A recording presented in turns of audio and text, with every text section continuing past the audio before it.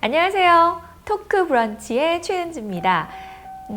이제 많이들 보셔서 아시겠지만 이 토크 브런치는요, 여러분에게 좋은 책을 소개하면서 책에 대한 이야기도 하고, 그리고 여러분들의 살아가는 이야기, 그리고 제가 또 살아가는 뭐 그런 이야기들을 같이 나누는 시간이에요. 그러니까 여러분들 편안하게 보시고, 그리고 좀 더 자주 찾아와 주시면 고맙겠습니다.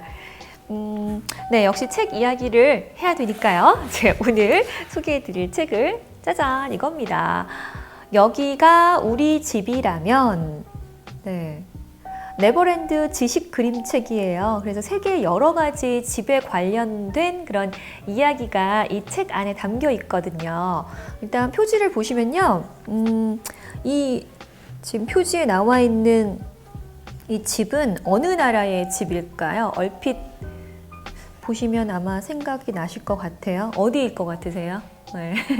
제가 생각하기로는 그리스의 그 사라라라라라 그 곳이 아닌가 하는 생각이 들거든요. 그 광고 찍은 데 있잖아요. 예. 그 멋진 집들이 있는 그곳이 아닐까 싶어요. 네, 그림은 자일스 라로슈군요. 이분이 글과 그림을 하셨고 오순교라는 분이 옮기셨어요. 요 책은 제가 그동안 소개해드렸던 책하고는 조금 다르게 글이 많아요. 보통 글밥 많은 책들은 이제 저학년 아이들이 읽기에는 좀 힘들 수 있거든요.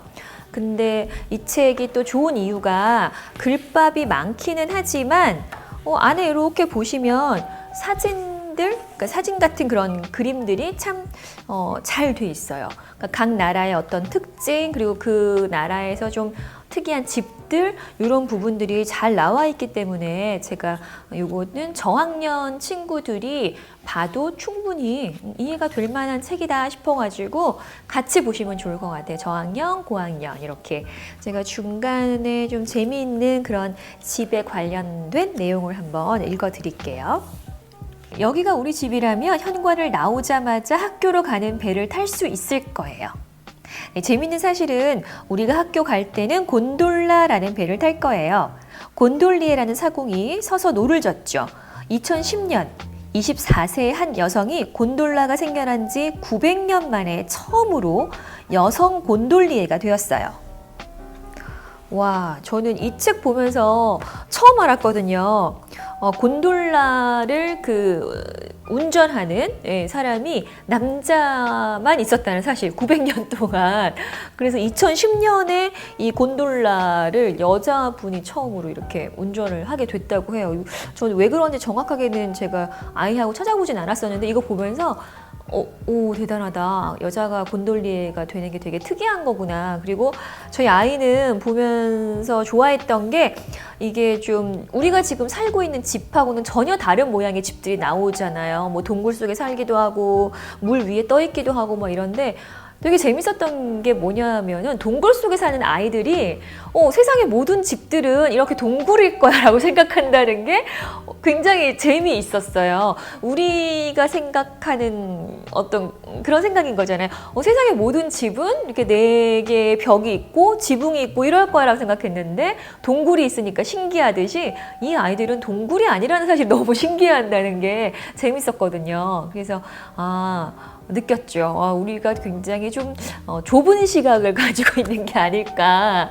그래서 여행을 다 여기 나와 있는 도시들을 다니지는 못하겠지만 보면서 하나하나 마치 여행 가듯이 이렇게 그 곳에 대한 집 이야기부터 시작해서 뭐 이 집을 한 번씩 이렇게 초록색 창에 검색해 보시면 다 나오잖아요. 그러면 사진으로 직접 찍은 곳들이 많으니까 그런 걸 아이랑 같이 이렇게 보고, 그리고 그 도시의 특징이라든가 이런 것들을 같이 공부해 보고, 정말 기회가 된다면 직접 가보셔도 괜찮고, 아니면 이런 곤돌라 같은 건 이렇게 무슨 랜드 이런 데 가보면 좀 있지 않나요? 저 한번 봤던 것 같은데. 예.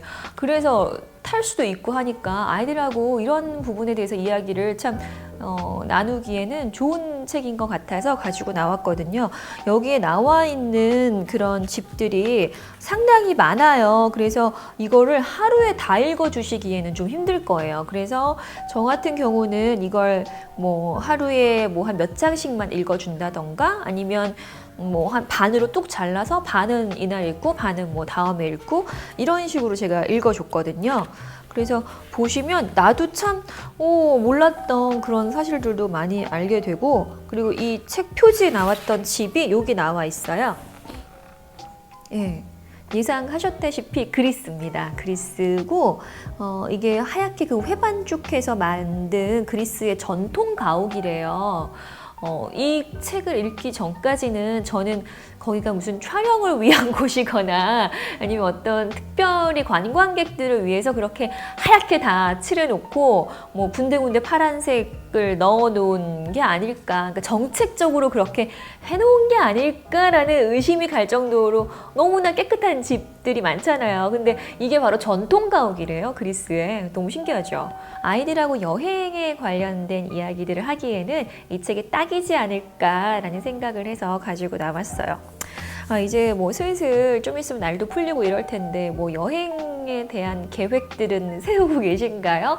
아이들 있는 집은 특히나 이게 주말에 어디 막 가야 되는 경우들이 많잖아요. 저 같은 경우도 애가 조금 더 어렸을 때는 어떤 사명감 같은 게 있었어요. 주말에는 꼭 아이를 데리고 여기를 보여주러 가야 돼. 뭐 아이한테는 이걸 꼭 보여줘야 돼. 뭐 다들 여기 간다 그러니까 가야 돼. 막 이러면서 사명감을 가지고 아이를 데리고 이렇게 다녔었거든요. 근데 이제 좀 아이가 크니까 저는 좀 데려가고 싶은데 아이가 이제 싫다 그러더라고요.